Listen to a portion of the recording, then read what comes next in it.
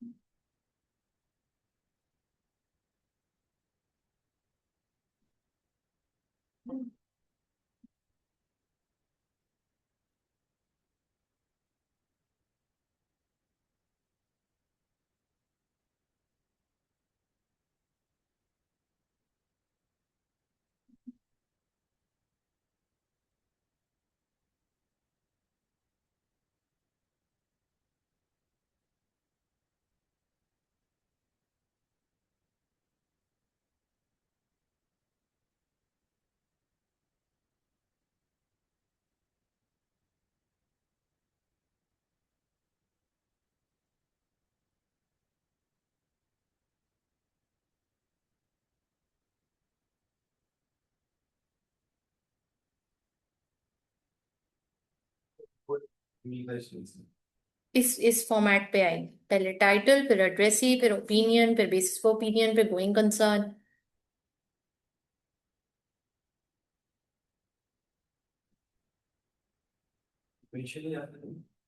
Sequentially.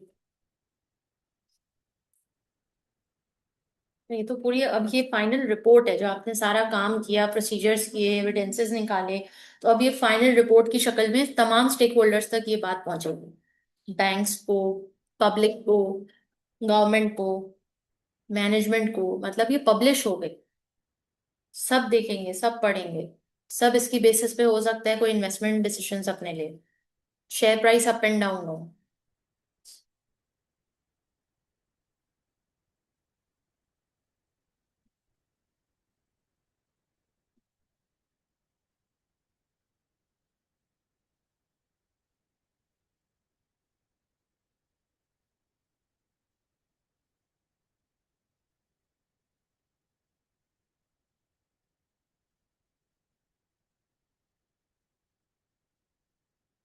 Done. अब इसको हमने एक एक करके देखते हैं कि हर एक चीज में क्या क्या चीज आएगी. तो सबसे पहले हम ऑडिटर्स ओपिनियन को देखेंगे कि आखिर कितने तरह के ऑडिटर के ओपिनियंस होते हैं. Okay, so you can give the heading auditor opinion. नीचे हेडिंग डालिए ऑडिटर ओपिनियन, ताकि आपके ना नोट्स भी बन जाएंगे साथ साथ ही, ब्रीफ नोट्स. तो सबसे पहला आपका आता है अनमॉडिफाइड ओपिनियन. क्या आता है? Unmodified opinion. As the name suggest, unmodified का मतलब है कि इसमें कोई मॉडिफिकेशन नहीं हुई, इसमें कोई रद्दो बदल नहीं हुआ. यानी जो हमने एफएस में देखा, पाया, समझा, वर्किंग की, तो जैसा मैनेजमेंट ने कहा है वैसा ही है इसमें. यानी हम अपना कोई अलग से ओपिनियन नहीं दे रहे, अनमॉडिफाइड है, जो मैनेजमेंट जैसा बता रही है वैसा सब कुछ सही है. तो जरा इसकी डेफिनेशन को पढ़िए. Unmodified opinion is the opinion expressed by the auditor when the auditor concludes that the financial statements are prepared in all material respects in accordance with the applicable financial reporting framework. ठीक, तो unmodified opinion is when the auditor concludes that FS are prepared in all material respects in accordance with the applicable financial reporting framework। अब ये आपको लिखना आना चाहिए, क्योंकि ये एग्जाम में अगर कोई क्वेश्चन आ रहा है जिसमें एग्जामिनर आपसे पूछ रहा है कि सिनेरियो में बताओ रिपोर्ट कैसी बनेगी, तो उस रिपोर्ट को थोड़ा सा आप एक्सप्लेन करेंगे that here an auditor will give an unmodified opinion which means that auditor has concluded that the FS are prepared in all material respects according with the applicable financial reporting framework. Excuse मी।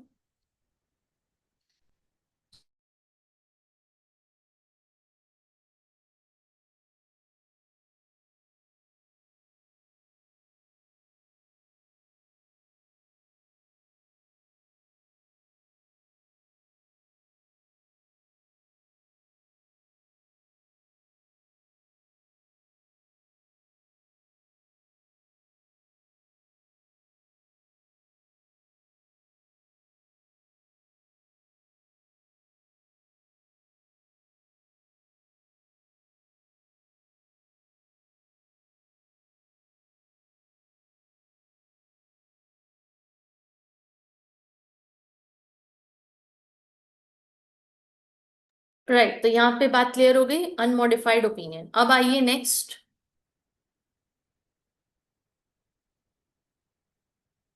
यहाँ पे आपको explain किया गया है कि ये auditor report है, show किया गया है that this is the independent auditor's report, और ओपिनियन किस तरह लिखा जा रहा है, includes the individual statements and the reporting period under review for the company being audited. It can use either give a true and fair view or presents fairly in all material respects and states the relevant gap adopted whatsoever. Basis of opinion बताया जाएगा। Basis of opinion में क्या आएगा, this is always presented after the opinion. ये वाला paragraph जो है वो ओपिनियन पैराग्राफ के बाद आ रहा होता है, और उसमें क्या एक्सप्लेन करते हैं ऑडिट, कि ऑडिट जो कंडक्ट किया गया है उसमें रोल क्या है, आईएसएस के, ISB code of ethics use हुआ है, as well as the audit evidence being sufficient and appropriate, कि sufficient and appropriate audit evidence की बेस पर हमने ये ओपिनियन दिया है। नेक्स्ट आ जाएगा की ऑडिट मैटर्स। ये वो मैटर्स हैं जो मोस्ट सिग्निफिकेंस हैं from the audit point of view, यानी कि ये वो मैटर हैं, जैसे कि गोइंग कंसर्न एक ऐसा मैटर है जो कि बहुत इंपॉर्टेंट होता है। इस गोइंग कंसर्न के अलावा जितने भी मैटर्स हैं जो की हैं वो सब की ऑडिट मैटर में आएगा। अदर इंफॉर्मेशन में इसके अलावा कोई चीज कम्युनिकेट करनी है तो वो आएगी। फिर उसके बाद पांचवे में responsibilities of management and those charged with governance, वो एक्सप्लेन किया जाएगा। And then auditor's responsibility for the audit of the FS, ठीक है, report on other legal and regulatory requirements and then finally signature. तो ये एक प्रेजेंटेशन उन्होंने बता दी गई। अब हम एक एक को डिटेल में देखेंगे कि की ऑडिट मैटर्स में क्या क्या रिकॉर्ड होगा। पढ़िए। Of most details in the world of financial statement to evaluate key audit matters are studied from matters communicated with those charged. Governance. Key audit matters are selected from matters communicated with those charged with governance.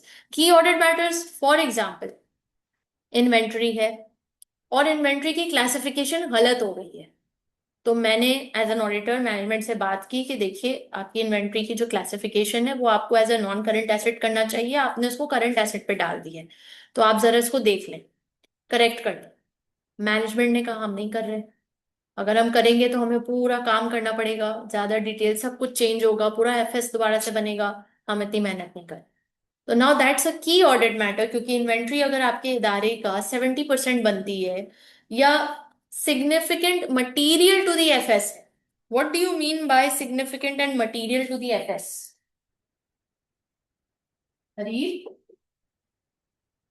हमारे लिए हर वो matter की audit matter है जो significant and material to FS है। Significant and material to FS का क्या मतलब है अभी? मोर देन प्रोबेबली 65% आपकी एफएस की अमाउंट का हिस्सा बनता है। तो ये आपके लिए बहुत सिग्निफिकेंट मैटर हो जाएगा, की ऑडिट मैटर हो जाएगा, जिस जो या तो क्वांटिटेटिवली ज्यादा हो, क्वांटिटेटिवली ज्यादा हो, वॉल्यूम ज्यादा हो, या क्वालिटेटिवली बहुत इंपॉर्टेंट हो। क्वालिटेटिवली दोनों एतबार से। अब जैसे अगर मैं गुडविल की बात करूं, तो हो सकता है गुडविल क्वांटिटेटिवली उतनी नहीं है, मगर qualitatively it's an important part. Going concern, इसको आप मनी से नहीं नाप सकते, लेकिन गोइंग कंसर्न, एक साल से बिजनेस चलेगा नहीं चलेगा, ये बहुत इंपॉर्टेंट मैटर है। ठीक है। इसी तरह इन्वेंट्री, किसी भी इदारे के लिए उसकी इन्वेंट्री, जिसका वो कारोबार कर रहा है, ट्रेडिंग कर रहा है, उसके लिए एक इंपॉर्टेंट चीज होती है। तो ये आपको की ऑडिट मैटर में, अगर इसमें कुछ गड़बड़े हैं तो आपको ये मेंशन की ऑडिट मैटर में करना है। अच्छा, पॉइंट टू बी नोटेड, यहाँ पे देखिए लिस्टेड कंपनी का नाम लिखा हुआ है। ऑडिट किसका हो रहा है? लिस्टेड कंपनी का, जो कि स्टॉक मार्केट में लिस्टेड है। अच्छा, अब इसमें एग्जांपल्स दिए गए हैं, पढ़िए एग्जांपल्स जो कैम में आप शो कर सकते हैं, areas where. I have the planning stage, for example, complex. Next. Areas of financial statements where management have had to success significant element, for example, categorization for accounting instruments where there is a plan of uncertainty.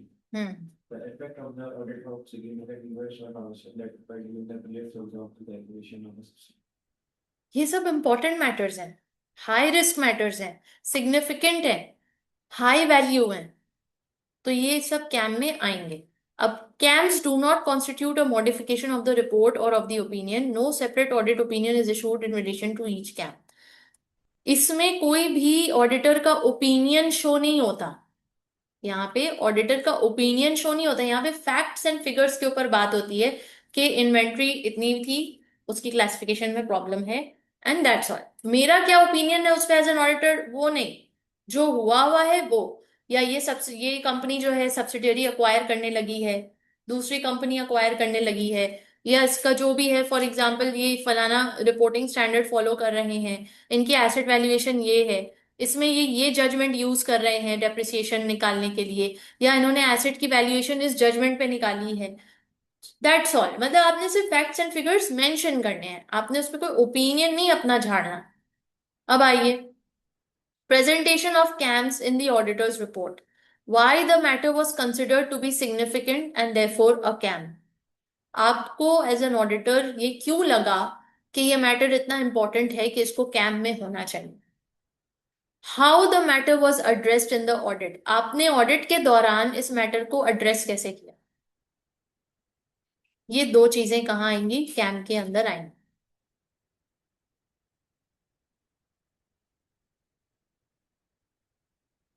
Next आ जाइए, modifications to the opinion in the independent auditor's report. अब दूसरा opinion, पहला क्या था? Unmodified, अब दूसरा क्या है? मॉडिफाइड। मॉडिफाइड के अंदर अब आपने क्या देखना है? मॉडिफाइड यानी कि the auditor concludes, the odd पढ़िए। The audit concludes based on the evidence obtained in the financial statement as a whole are not free from grades. Next. The auditors are able to obtain sufficient evidence to conclude that the financial statements as a whole are free from grades. तो ये जो ऊपर वाला है modified opinion, ये आपको बताएगा कि भाई पूरी एफएस सही है, सिवाय इस एरिया के, सिवाय उस एरिया के। नीचे वाला जो है वो बेसिकली एक डिस्क्लेमर है, वो बताएगा कि हमें इतना ऑडिट एविडेंस मिला ही नहीं कि हम इस बात को कंक्लूड कर सकें कि ये फाइनेंशियल स्टेटमेंट्स फ्री हैं फ्रॉम मटेरियल मिसस्टेटमेंट। हमें ऑडिट एविडेंस इनफ, क्या कह रहे हैं, सफिशिएंट एंड अप्रोप्रिएट हमें नहीं मिला, जिससे हम ये साबित कर सकें कि मटेरियल मिसस्टेटमेंट से ये पाक है। तो ये दो तरह की मॉडिफाइड ओपिनियंस आपके सामने आ गए। अब ये मॉडिफाइड ओपिनियंस में भी दो टाइप्स हैं या दो कैटेगरीज है, मटीरियल बट नॉट परवेसिव, और दूसरा है material and pervasive. Material but not pervasive का मतलब है कि मिसस्टेटमेंट है और वो मटीरियल भी है, मगर वो नहीं है। Getting the point? वो मटेरियल है, वो इंपॉर्टेंट है, तभी हमने उसको ऑडिट रिपोर्ट में हाईलाइट किया है, लेकिन वो जानलेवा नहीं। मतलब ऐसा नहीं है कि इससे कंपनी बंद हो जाएगी, सील हो जाएगी, या गोइंग कंसर्न को कोई इशू है, नहीं। मटीरियल एंड परवेसिव, हाँ ये वो मसला है कि जिसमें गड़बड़ भी है, और ये फाइनेंशियल स्टेटमेंट मिसलीडिंग भी है, और इसमें ये खदशा भी है कि ये जानलेवा भी है। मटीरियल बट नॉट परवेसिव की यही एग्जांपल है, जैसे अभी हमने डिस्कस किया इन्वेंट्री। आपने क्लासिफिकेशन रॉन्ग की हुई है, ठीक है, इन्वेंट्री आपके पास 10 मिलियन की है, तो आपने उसको रॉन्ग क्लासिफाई किया हुआ है, इस पर डेप्रिसिएशन चार्ज की हुई है, it is a material matter. But ये जानलेवा नहीं है, अगर वो करेक्ट कर ले तो करेक्ट हो जाएगा, इट्स करेक्टेबल, इट्स एडजस्टेबल। इसमें कोई मरने मनाने वाली कोई बात नहीं है, सिर्फ क्लासिफिकेशन में गलती है। अब मटेरियल एंड परवेसिव में मसला क्या आ सकता है कि उनका पूरा एक फैक्ट्री प्रेमिसेस जल के राख हो गया 31 दिसंबर को, और उन्होंने एफएस में डिस्क्लोजर ना डाला, ना शो किया, कुछ भी नहीं, खामोशी। And it was a good 50% of the entire organisation. तो इससे तो अब ये खदशा है ना कि शायद उनकी अब गोइंग कंसर्न भी खदशे में है, क्योंकि पूरी 50% कंपनी का जल के राख हो गया। तो now that this matter is pervasive, ये जानलेवा भी हो सकता है। इसमें हो सकता है कि कोई केस भी कर सकता है इस कंपनी पे, ठीक है। और भी बहुत, क्योंकि जस्ट ये लास्ट डे पे हुआ है तो हम इसको फाइनेंशियल स्टेटमेंट्स में इंक्लूड नहीं कर सके, या डिस्क्लोजर में ये नहीं आ सका, या जानते पूछते डिस्क्लोजर में नहीं डाला गया, तो कोई भी रीजन हो सकता है। तो अब तो ये फाइनेंशियल स्टेटमेंट्स जो शो कर रही हैं कि इतना प्रॉफिट हुआ, ये हुआ, वो हुआ, मिसलीडिंग हो गई, नहीं होगी? अब जरा ये पढ़िए pervasiveness. Time used to describe the so possible person transition of the statement or undertaking statement you can you against machine applicable or against the area of progressive event. Those that are confined to specific Not confined, those that are not confined to specific elements accounts or items in the financial statements. Those that are confined to specific elements accounts or items of financial statements and present or represent a substantial portion of financial statements. Those that relate disclosures without relation to users function of the financial statement. ठीक है। तीन तरह के pervasive इन्होंने situations बताई हैं, facts बताए हैं। एक, कि that are not confined to specific elements, यानी एफएस के बहुत सारे एलिमेंट्स हैं, प्रॉफिट है, एक्सपेंसेस हैं, एसेट्स है, लाइबिलिटी है, कैपिटल है। तो ये वो बात है कि जो किसी स्पेसिफिकली एफएस से रिलेटेड नहीं है, मगर एक जनरल बात है, जैसे कि आग का लग जाना एक जनरल बात है, किसी एक सेगमेंट फाइनेंशियल स्टेटमेंट के किसी एक सेगमेंट को रिप्रेजेंट नहीं कर रहा, बल्कि ओवरऑल उस कंपनी को रिप्रेजेंट कर रहा है। Number two, that are confined to specific elements, ऐसी गलतियां जो स्पेसिफिक एलिमेंट से कन्फाइंड हैं। रेवेन्यू में गलती है, इन्वेंट्री में गलती है, नॉन करंट एसेट में गलती है, करंट एसेट में गलती है, कैपिटल में गलती है, इक्विटी में गलती है, कहीं कोई गलती है, ठीक है। Those that relate to disclosures, disclosure में गलती है कि डिस्क्लोज नहीं किया हुआ, कोई मैटर डिस्क्लोज नहीं, डायरेक्टर एक अच्छी खासी रकम सैलरी के तौर पे वसूल कर रहे हैं, डिस्क्लोज नहीं किया हुआ। कोई एम्प्लॉयज, बहुत सारे एम्प्लॉयज को रिडंडेंट किया गया है, एक ब्रांच बंद की गई है, वो डिस्क्लोज नहीं किया हुआ। वायरस आ गए हैं उनके सिस्टम में, डिस्क्लोज नहीं किया गया, ठीक है। तो ऐसी चीजें जो क्रिटिकल हैं for the stakeholders understanding, for the fundamental users understanding, however it has not been disclosed. तो ये तीनों चीजें हैं। और परवेसिवनेस के साथ एक और चीज भी ये अटैच की गई है कि inability to obtain sufficient appropriate audit evidence, auditor को इसके ऊपर सफिशिएंट अप्रोप्रिएट ऑडिट एविडेंस नहीं मिला कि वो इस चीज को डिक्लेयर कर सके, कंक्लूड कर सके कि कंपनी पाक है, कंपनी की नियत पाक, ठीक है, वो इस बात को नहीं पहुंच सकी। मैनेजमेंट ने एक बात कही, उन्होंने वेरीफाई करने की कोशिश की, मगर वेरिफिकेशंस के बावजूद उन्हें कोई ठोस सबूत नहीं मिला जिससे मैनेजमेंट की बात पे वो मतलब एंडोर्समेंट आ जाए कि हाँ जो मैनेजमेंट कह रही है वो सच है। तो ये हो गया आपकी मॉडिफाइड रिपोर्ट। अब आइए, due to insufficient appropriate evidence, ये नहीं मिला आपको, तो उस पे आप मटीरियल बट नॉट परवेसिव ये ओपिनियन दे सकते हैं, या मटीरियल एंड परवेसिव ये ओपिनियन दे सकते हैं, ये दो ऑप्शंस है। मटीरियल बट नॉट परवेसिव आपका क्वालिफाइड ओपिनियन कहलाया जाएगा, जिसको क्वालिफाइड ओपिनियन एक्सेप्ट फॉर कहते हैं, कि सब कुछ ठीक है सिवाय इस एरिया के, सब कुछ ठीक है सिवाय उस एरिया। मटीरियल एंड परवेसिव में डिस्क्लेमर ऑफ ओपिनियन आ सकता है कि हमें तो कोई एविडेंसेस ही नहीं मिल सके, तो हम उस पे ओपिनियन क्या ही जाहिर करें, क्योंकि हमें तो कोई एविडेंस मिला ही नहीं, ना फॉर ना अगेंस्ट। अब वो क्यों नहीं मिला, तो उसके पीछे रीजंस हो सकते हैं। उसके पीछे क्या रीजंस? कि आग, फैक्ट्री में आग लग गई, सारा एविडेंस जल के राख हो गया, अकाउंटिंग रिकॉर्ड सॉफ्टवेयर सब कुछ राख हो गया, तो हम कहाँ से एविडेंस लेकर आए? ठीक है। और क्या एविडेंस उन्होंने मांगा, एविडेंस नहीं मिला, क्यों नहीं मिला? वो उन्होंने कहा कि भाई वो रिकॉर्ड्स जो है सारे, वायरस आ गया था कंप्यूटर पे, खराब हो गए। ठीक, कुछ भी हो सकता है, फ्लड आ गया था, फ्लड में चीजें खराब हो गई, रिकॉर्ड्स चले गए। सो मैन, अब auditor appointed prevents the auditor, ठीक है। तो एक तो ये चीज हो गई। दूसरा, मैनेजमेंट खुद एविडेंस देना नहीं चाह रही, इंफॉर्मेशन नहीं दे रही, कोऑपरेट नहीं कर रही। Management prevents the auditor from requesting obtaining audit evidence. तो ये सारी सूरत हाल में फिर आप क्या बोलोगे? डिस्क्लेमर ऑफ ओपिनियन दे दोगे।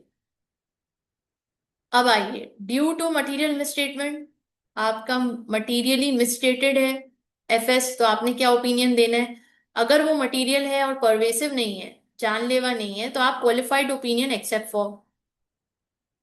और अगर मटेरियल और परवेसिव है, तो आप क्या देंगे फिर? Adverse opinion. The FS do not present Fairlie. बाकायदा खुल्लम खुल्ला आप कह रहे हैं कि एफएस झूठी है, एफएस में कोई भी चीज सच बात है ही नहीं। Adverse opinion. Getting the point? तो अब ये आप जल्दी से ये छोटा सा चार्ट क्रिएट कर लें कि मॉडिफाइड के अंदर ये चार ऑप्शंस हैं आपके पास। Material but not pervasive, qualified opinion except for. Material and pervasive, disclaimer of opinion. Material but not pervasive, qualified opinion except for. And material and pervasive, adverse opinion.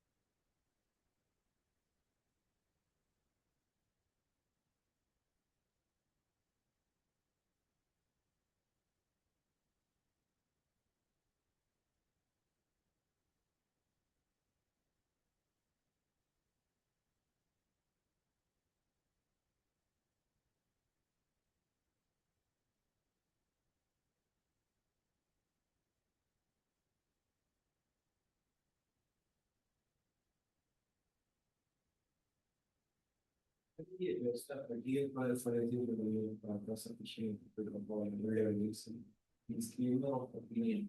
The third line is highlighted and then on to express opinion in the product of either. अब वही तो बात है, company खुद थोड़ी बोलती है audit करना है, तो गवर्नमेंट की तरफ से डंडा होता है कि करवाना ही करवाना है, हर साल कंपलसरी है। तो मैनेजमेंट को कोई अच्छा थोड़ी लग रहा है कि भाई बाहर वाला आके मेरे कंपनी में कीड़े निकाले। बल्कि मैनेजमेंट तो चाहती है कि कोई भी ना आए, ताकि हम जैसे मर्जी चाहे अपना हुक्मरानी करें और पब्लिक का पैसा खाएं। तो यही तो चेक एंड बैलेंस रखने के लिए गवर्नमेंट ने इसको किया कि नहीं, हर लिस्टेड कंपनी जो एक सर्टेन अमाउंट से ज्यादा कमा रही है या एक सर्टेन अमाउंट से ज्यादा पब्लिक से पैसा रेज कर रही है, तो उसका ऑडिट लाजमी कंपलसरी है। तो वो लोग को कोऑपरेट करना पड़ेगा। और अगर वो नहीं कर रहे फिर भी, जैसे होता है ना, कोई ढीठ नहीं कर रहे, तो फिर वो, ये बहुत एक्सट्रीम सिचुएशन है जिसमें डिस्क्लेमर आता है, बहुत एक्सट्रीम सिचुएशन है जिसमें एडवर्स आता है। लेकिन ऑप्शंस तो है ना, ऑडिटर के पास ऑप्शंस तो हो कि अगर नहीं कर रही मैनेजमेंट कोऑपरेट किसी भी तरह से, और मुझे 60% चीजों में नहीं मिल रहा है एविडेंस, 40% का तो दे देंगे, वो इतना तो नुक्ताचीनी नहीं कर सकते, लेकिन 40% का दे के 60% of the evidence is missing, 60% of the time management is not cooperating, तो कैसे होगा? अब आपने एज एन ऑडिटर आइडेंटिफाई किया कि इनका रिस्की एरिया जो है, वो इनकी फैक्ट्री प्रेमिसेस गोदाम गोदाम है जहां पे इनका इन्वेंट्री रखा है, और वो आपको गोदाम एक्सेस ही नहीं करने दे रहे। वो बोल रहे हैं वो देखो ना, वो उधर देखो, वो शॉप देखो, वो देखो मशीन में देखो प्रोडक्ट बन रहा है, वो दुकानें देख लो, एम्प्लॉय से बात कर लो, उधर क्यों जा रहे हैं? अच्छा, गोदाम भी उनको जबरदस्ती खुलवाना पड़ गया, तो अगर उनके 8 गोदाम है तो उन्होंने कोई एक गोदाम खुलवा के दिखा दिया, एक देख तो लिया है, बस अब चलो बस बहुत है। हर एक गोदाम में जाके देखने की क्या जरूरत है? फिर कहीं डिसीट करने के मतलब हेजिटेट करेंगे, रेजिस्ट करेंगे, क्योंकि गोदाम में कुछ चल रहा होगा, कुछ छुपाना चाह रहे होंगे, नहीं दिखाना चाह रहे होंगे, तो रेजिस्ट करेंगे, तो वो ऑडिटर भाप लेगा कि रेजिस्ट कर रहे हैं, क्यों रेजिस्ट कर रहे हैं। फिर बोलेंगे अच्छा आज नहीं, चलो मैं कल करवा दूंगा। अब कल क्या करवाएगा? कुछ हो सकता है वो अंदर खाने हटवा दें चीजें जो उनको नहीं शो करनी, या वो कुछ ऐसा पर्दा लगा दें कि उनको लगे बस इतना सा गोदाम है, कुछ भी वो कर सकते हैं। तो जब तक उसको सारी चीजों का एक्सेस नहीं दिया जाएगा खुल्लम खुल्ला, तब तक ऑडिटर शक करेगा, और मजबूरी में फिर वो डिस्क्लेमर देगा अगर उसको वाकई 60% नहीं मिला एटलीस्ट। मतलब आप ऑडिट रिपोर्ट इशू करने जा रहे हैं, आपको होलिस्टिकली 100% ऑफ द ऑर्गेनाइजेशन का ऑडिट करना है। तो अगर आपको 60% एरिया से रिस्ट्रिक्ट कर दिया गया है, आपको डायरेक्टर से नहीं मिलने दिया जा रहा, आपको गोदाम इंस्पेक्ट करने नहीं दिया जा रहा, आपको बैंक स्टेटमेंट्स नहीं दिए जा रहे, आपको कस्टमर के नंबर्स नहीं दिए जा रहे, जो मेजर कस्टमर्स हैं, छोटे मोटे के तो दे रहे हैं आपको, लेकिन जो मेजर कस्टमर्स हैं जिनकी 10 मिलियन की ट्रांजैक्शन हुई हुई है, उनके नंबर आपको नहीं दे रहे, क्यों नहीं दे रहे? तो फिर आप जब एविडेंस कहाँ से लेकर आओगे? आप अपने रिस्की एरिया को हाई चेक कैसे करोगे? रिस्की एरियाज में से हमने ज्यादा चेक करना है ना, कि यहाँ घपले का ज्यादा गुंजाइश है, दाल में कुछ काला इधर है, तो वो डिस्क्लेमर के अलावा फिर आपके पास ऑप्शन नहीं बचेगा। और तभी तो यही तो वो रीजन है कि डिस्क्लेमर और एडवर्स ना दे दिया जाए, तो क्या होती है? एथिकल प्रिंसिपल्स जो हमने पढ़े थे, इंटिमिडेशन, डायरेक्टर आके बोलता है आप आए हो, सौ बिस्मिल्लाह, मोस्ट वेलकम, लेकिन करोगे वही जो हम कहेंगे। क्यों? जानते नहीं हो, दादा हूं मैं यहाँ का, सब जानते हैं मुझे, मैं भी जानता हूँ तुम्हारी फैमिली को बहुत अच्छे से। ठीक है? तो ये इंटिमिडेशन पर यहाँ पे कोड ऑफ एथिक्स भी ब्रीच होता है, ऑडिटर बहुत प्रेशर में भी आता है, और इसी वजह से ताकि वो डिस्क्लेमर ना दे दे, वो एडवर्स ना दे दे, के तो एक्सट्रीम सिचुएशंस है। अगर मैं सारे लोग का डिस्क्लेमर दे दिया बस दे दिया हम्म। उसका रिजल्ट क्या होगा? रिजल्ट ये होगा कि भाई आपके स्टेक होल्डर्स को पता चल जाएगा, शेयर होल्डर्स को पता चल जाएगा कि ऑडिटर ने आके डिस्क्लेमर दे दिया है, कि तो फिर ऑब्वियसली सब अलर्ट हो जाएंगे, इन्वेस्ट नहीं करेंगे, शेयर प्राइस फौरन ड्रॉप होगी, कंपनी का नुकसान।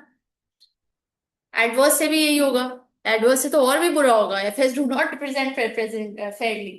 तो इससे तो फिर गवर्नमेंट भी अलर्ट हो जाएगी कि भाई ये लोग क्या है, कौन से इलीगल काम में लगे हुए हैं, कि एफएस कोई चीज सच बात बता ही नहीं रही, उनके ऊपर तो एक्शन हो जाएगा ना पूरा।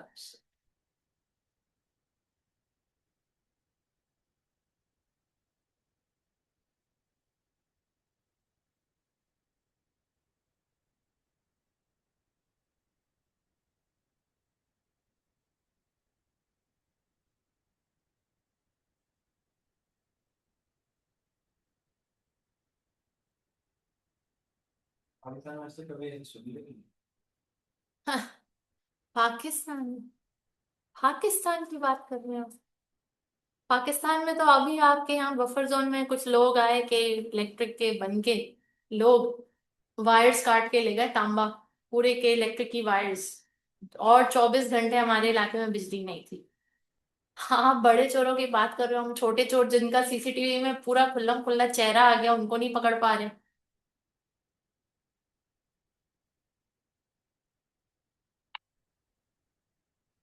अरे वो आप देखो ना, माशाल्लाह हमारे यहाँ चोर भी फेयरलेस होके आके चोरी कर रहे हैं, मुंह पे ढाटा भी नहीं है, कुछ नहीं है, पूरा सीसीटीवी में पिक्चर आ रही है उनकी।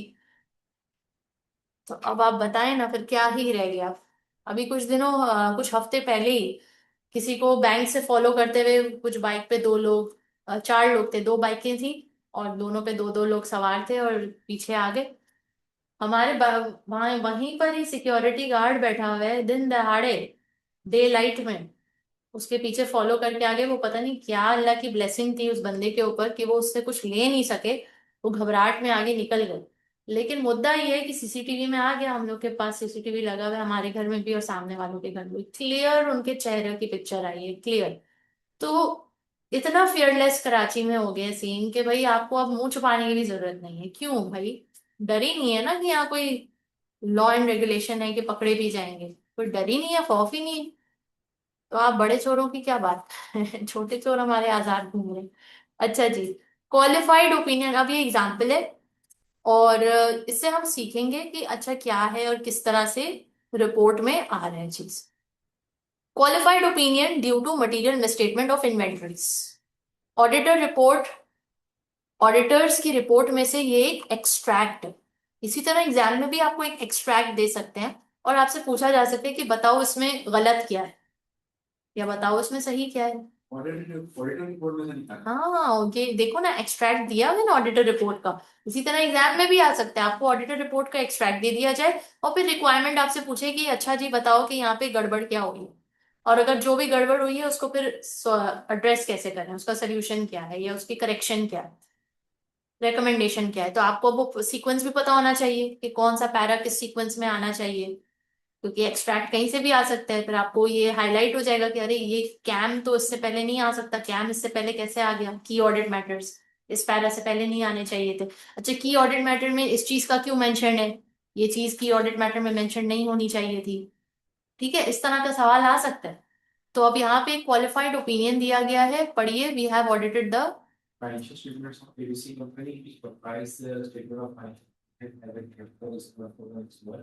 The statement of comprehensive income, statement of changes in equity, and statement of cash flows for the year ended, and notes to the financial statements including a summary of significant accounting policies. In a तो पहला para इसी तरह से होगा कि हमने इस company का ऑडिट किया है, इस ईयर एंड के लिए किया है, और इसमें हमने क्या क्या चीजें हैं, एसओसीआई है, एसओसीई है, एसओसीएफ है, एसओएफपी है, ये सब कुछ इसमें मेंशन है। अच्छा, फिर in our opinion, set for the first basis compared to the section of report and company financial statements present clearly in all legal respects for the true or fair of financial position of the company and the critical decision so that its financial performance and schedule for the entity requires a financial policy. ठीक। अब basis for qualified opinion, Company that is carried on the statement of financial position and amount management has not stated inventory that the lower of cost net. जो भी उनका issue है आपने उसमें बता दिया, but has stated them solely at cost. Because we are departing from IS. Departure from IFRS मतलब कि ये कंप्लायंस नहीं हो रहा। Then God indicated that the increased is at lower cost and net the value and amount would have been acquired and right inventory stock to then get realizable value. Accordingly, cost of sales will have been increased by amount and income tax, net income and shareholders equity would have been reduced by small point. Respect. अच्छा, इसमें एक चीज है कि आपको report पूरी बनानी नहीं है, कि आपको ये नहीं बोला जाएगा कि पूरी रिपोर्ट बनाओ, नहीं। एक्सट्रैक्ट देके उसमें गलती क्या हुई है वो निकालो और उसमें करेक्शन क्या होनी चाहिए वो बताओ। तो अभी तो यहाँ सिर्फ आपको एक एग्जांपल दिया गया है कि एक क्वालिफाइड ओपिनियन की रिपोर्ट नजर कैसे आएगी, समथिंग लाइक दिस। फिर एडवर्स ओपिनियन किस तरह से शो होगा, we have audited, again first para same ही होगा, सेकंड से आपका शुरू होगा इन आवर ओपिनियन, पढ़िए। So the method discusses the basis for this opinion section of our report that they Accompanying FS do not present fairly. what were to a fair view of financial position of the company and its financial performance and its cash flow for the year in accordance with the ठीक है, तो यहाँ adverse में साफ साफ बता दिया कि भैया कुछ भी सच नहीं है, कि एफएस में ना they do not present Fairlie. और ऊपर क्या बताया कि वो फेयरली प्रेजेंट तो कर रहा है, लेकिन सिर्फ इन्वेंट्रीज का मसला है, इन ऑल रिस्पेक्ट्स। सिर्फ किसका मसला है, except for the effects of the matter described in the basis of, और मैटर क्या डिस्क्राइब हुआ है वो उसमें बता दिया गया कि इन्वेंट्री जो है लोअर ऑफ एनआरवी या लोअर ऑफ कॉस्ट में वो सही नहीं बताई। ठीक है, एडवर्स में तो पूरा ही स्टेटमेंट गलत है। अच्छा, basis for adverse opinion, Creating no next level house building costs is say interrelated land at the cost of and no current asset and depreciation later also at a rate of percentage rental depreciation of amount and the international function book standards issue that be equal to the inventory the financial statement and no depreciation can be provided in respect of these that can be available of cost representing 8% of the total asset the company recorded paid there. So it's यानी अब adverse opinion देने के लिए बहुत solid reason होना चाहिए आपके पास। तो यहाँ पे सॉलिड रीजन आपको नजर आ रहा है कि क्या सॉलिड है।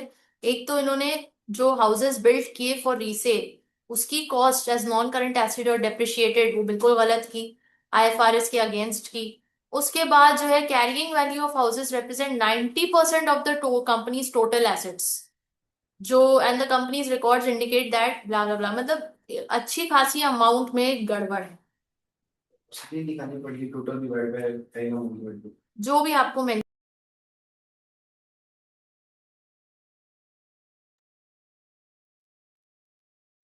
क्वालिफाइड तो है मगर सफिशिएंट अप्रोप्रिएट ऑडिट एविडेंस नहीं इकट्ठा कर पाए रिलेटेड टू इन्वेंट्री मटेरियल। एक एलिमेंट का आप नहीं इकट्ठा कर पाए एविडेंस, बाकी सबका है। तो आप कौन सा ओपिनियन दोगे? Qualified opinion except for. तो we have again first para same रहेगा, वी हैव ऑडिटेड फलाना कंपनी फॉर दिस ईयर, तमाम इसके financial statements and in our opinion except for the possible effects that this is for qualified opinion section for our the company financial statements present fairly in all material aspects of the true and fair view of the financial positions of every single financial position to the and financial performance and ratios for the year in accordingly. So except for the possible effects of the matter described in the basis for qualified opinion, यानी जो भी उनका मसला है वो इधर mentioned है। तो इसके अलावा बाकी सब कुछ फाइनेंशियल स्टेटमेंट में सही है।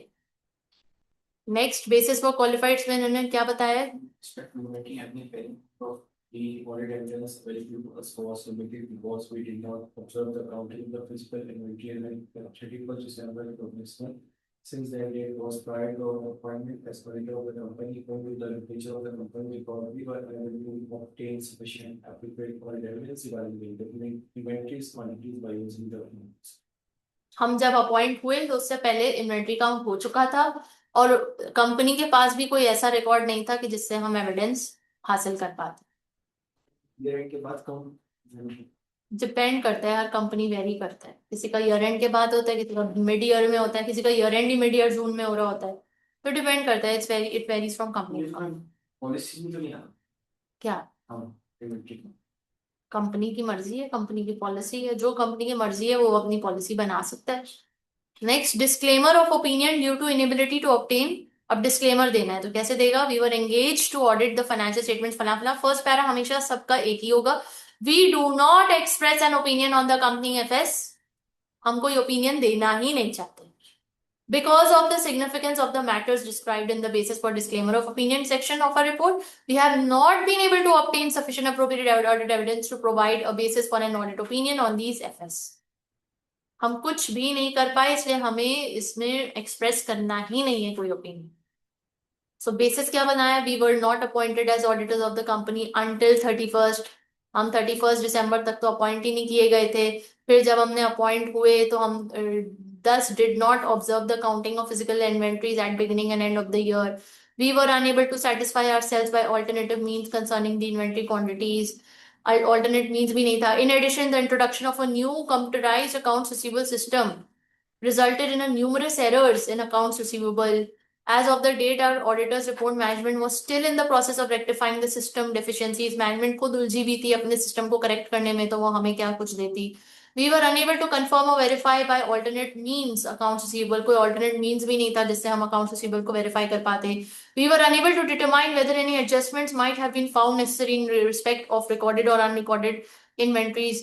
और ये भी हम नहीं देख पाए और वो भी हम नहीं देख पाए और इसमें ये हो गया था और इसमें वो हो गया था, तो हमें sufficient appropriate evidence मिला ही नहीं, इसलिए हम कोई अब ओपिनियन एक्सप्रेस ही नहीं करना चाहते। Next auditor report. अच्छा, रिक्वायरमेंट देखिए। Explain why the inclusion of the development cost on research limited statement of financial position for year ending this is an issue for the auditors. ये issue क्यों है?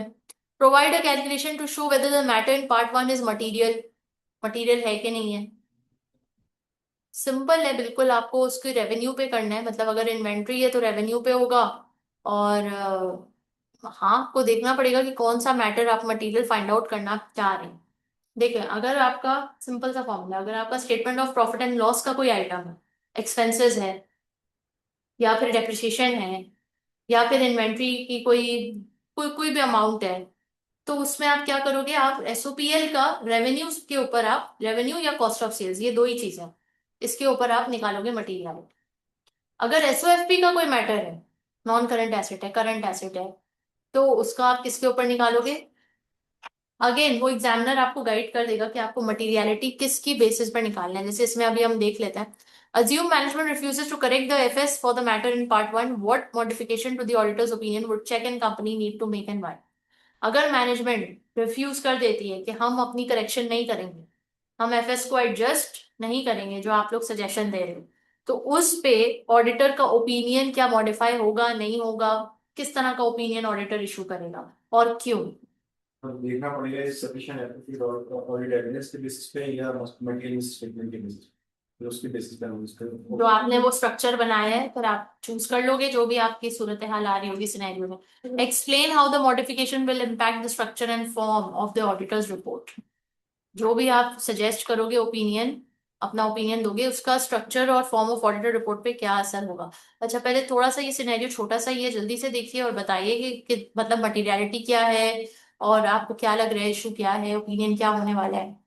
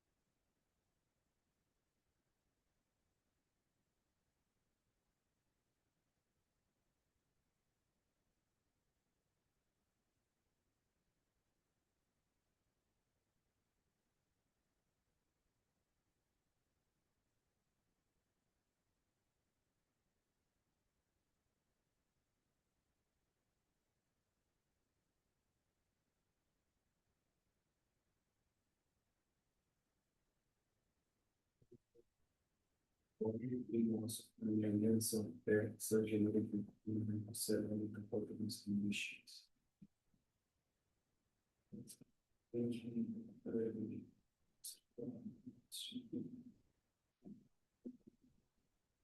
Even if years of the surgery. आखिर दोनों में first वाले में जो है वो ऑडिटर इट्स। फर्स्ट वाले में क्या।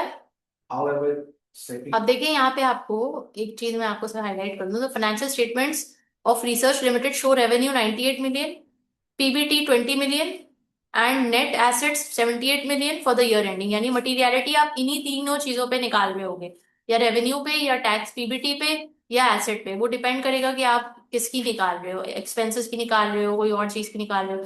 सो during the audit the team learn that research limited capitalize 2.5 million of development cost. तो डेवलपमेंट कॉस्ट उसूली तौर पे क्या किया जाता है, इसको एक्सपेंडिचर के तौर पे लिखा जाता है, एक्सपेंस किया जाता है, या कैपिटलाइज किया जाता है। कैपिटलाइज किया जाता है on this criteria. on the basis of criteria. So, to a new portable scanning machine for ambulances. However, the audit team also found evidence that Research Limited have been unable to sell any of the portable scanning machines since they are too large to fit in a standard ambulance. तो वो cell भी नहीं कर पाए, इसको वो cell नहीं कर पाए क्योंकि वो एम्बुलेंस में फिट ही नहीं हो सकती, तो वो तो पॉसिबल ही नहीं है कि ये इन फ्यूचर भी इसको सेल कर पाए। Further audit procedures discovered there was no market for the machines elsewhere. Plus audit procedure के बाद हमें पता चल रहा है कि इसकी तो कहीं और मार्केट भी नहीं है, कि ये मशीन को हम किसी और मार्केट में सेल कर दें, किसी और कंट्री में सेल कर दें, किसी और जगह पे सेल कर दें।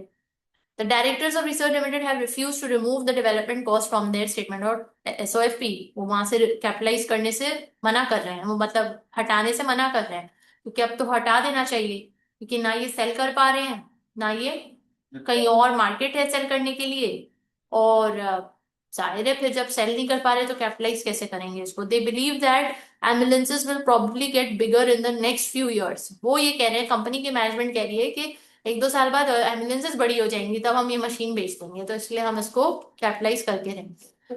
Probably cover benefits जो है वो हासिल जो है so it should be expensive. हम्म। तो opinion क्या है? आप पहले ये बताओ कि क्राइटेरिया क्या है डेवलपमेंट एक्सपेंडिचर को कैपिटलाइज करने का।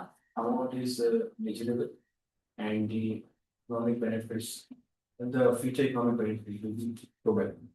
ठीक है। Amount is measurable, yes, 2.5 million, but is the economic, it's not probable, तो हम यानी कैपिटलाइज नहीं करेंगे। लेकिन इन्होंने कैपिटलाइज किया हुआ है, तो इससे एफएस में क्या मिसलीडिंग या मिसस्टेटमेंट हो रही है?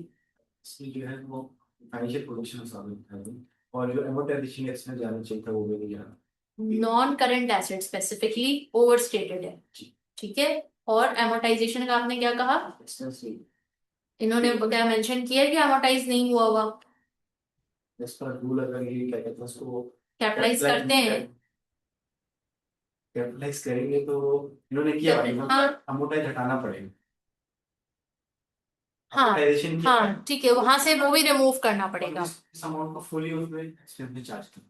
ठीक है, तो 2.5 मिलियन मटेरियल है या नहीं, कैसे पता लगाया? कैलकुलेट करके दिखाना पड़ेगा ना।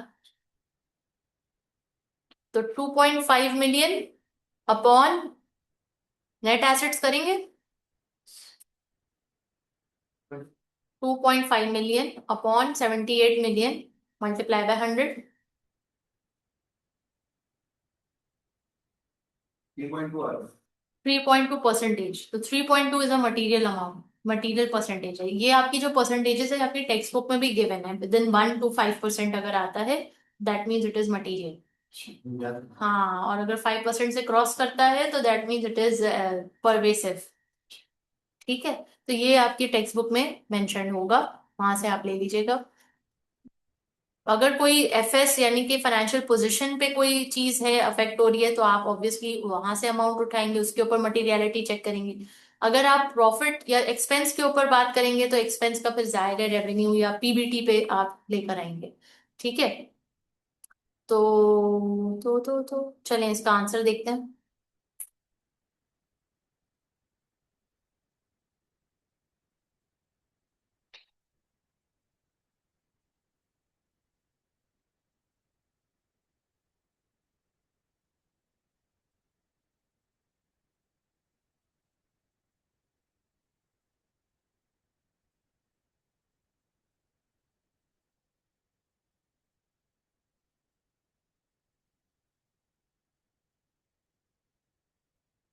हमारी नेक्स्ट क्लास कब है? मंडे को है।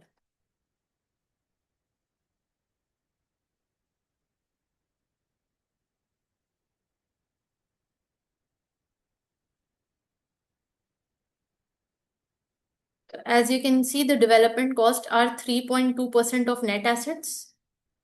2.6% इन्होंने सब पे ही निकाल के दिखा दिया है। 2.6% of revenue and 12.5% of PBT, तीनों का निकाल के दिखा दिया। Therefore they are material to both the statement of financial position and statement of profit and loss, सबके ऊपर ये मटेरियल है।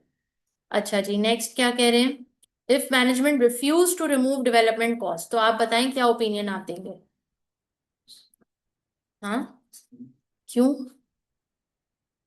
डिस्क्लेमर क्यों देंगे? बाकी सारा एफएस तो ठीक है ना, सिर्फ ये एक डेवलपमेंट कॉस्ट का मसला है, और ये परवेसिव भी नहीं है। क्वालिफाइड ओपिनियन एक्सेप्ट फॉर, ठीक है। तो यहाँ पे देखिए,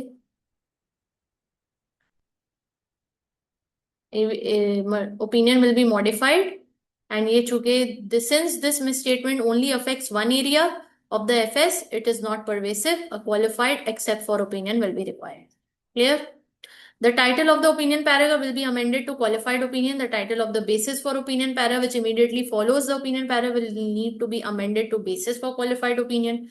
And this para states the reason for the qualification. And ये वो बताया गया है कि आपकी रिपोर्ट कैसे बनेगी, यानी पहले बेसिस आ जाएगा, पहले क्वालिफाइड ओपिनियन आएगा, फिर बेसिस फॉर ओपिनियन आएगा, basis for qualified opinion specifically, and then उसके बाद बाकी सारी चीजें अपने ड्यू रिस्पेक्ट के साथ आती रहेंगी। यहाँ पे देखो IS 38 इंटेंजिबल एसेट्स मेंशन किया गया है। तो ये IS तो आपको याद होने चाहिए अपने, यू शुड बी थorough। अगर आपको याद नहीं है तो रिवाइज कर लें, वैसे तो आप FR की भी तैयारी कर रहे हैं तो इट्स गुड। तो ये आपको याद होने चाहिए, इसके रूल्स याद होने चाहिए, ताकि आप उसको मेंशन करें अपने AA के भी पेपर में, जहां रिक्वायर्ड है तो वहां जरूर मेंशन करें। The 2.5 million should be expense to the statement of profit and loss, यानी इन्होंने सही वाला जो करना चाहिए वो भी बता दिए। Otherwise intangible assets will be overstated and expenses will be understated। ठीक, I hope this makes it clear. आज हम इसको यहीं तक रखते हैं। रिपोर्ट्स में बहुत सारी चीजें हैं जो अभी हमें कवर करनी है। इंशाल्लाह हम नेक्स्ट क्लास में 2 बजे ही स्टार्ट करेंगे। अच्छा, मैं शायद शायद I am not sure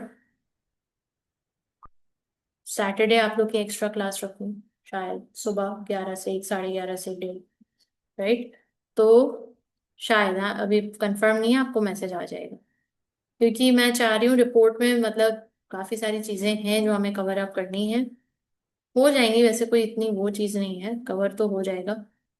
not for profit हम कर चुके हैं। ऑडिट रिव्यू एंड फाइनलाइजेशन मैंने नहीं स्टार्ट किया, मैंने डायरेक्ट रिपोर्ट से स्टार्ट किया। रिपोर्ट जैसे ही हो जाएगा तो फिर हम ऑडिट रिव्यू और फाइनलाइजेशन पे आ जाएंगे। और दोबारा नहीं, ये बेसिकली अलग अलग चीजें बता रहे हैं जो रिपोर्ट्स में ही शामिल होती हैं, जैसे गोइंग कंसर्न, एम्फोसिस पैरा, और भी जो रिपोर्ट के अंदर ही शामिल होता है। तो पहले हम आपको रिपोर्ट दिखा रहे हैं कि पूरी रिपोर्ट में क्या क्या चीजें हैं। अब एक एक करके उसकी चीजों को हम डिस्कस करें, जिसमें आज हमने सिर्फ different types of opinions discuss किए, और हमने उसको ही समझा कि किस तरह कौन सा ओपिनियन हम कब कहाँ यूज करेंगे। मटेरियलिटी को हमने कैलकुलेट करना देखा, एंड दैट्स ऑल।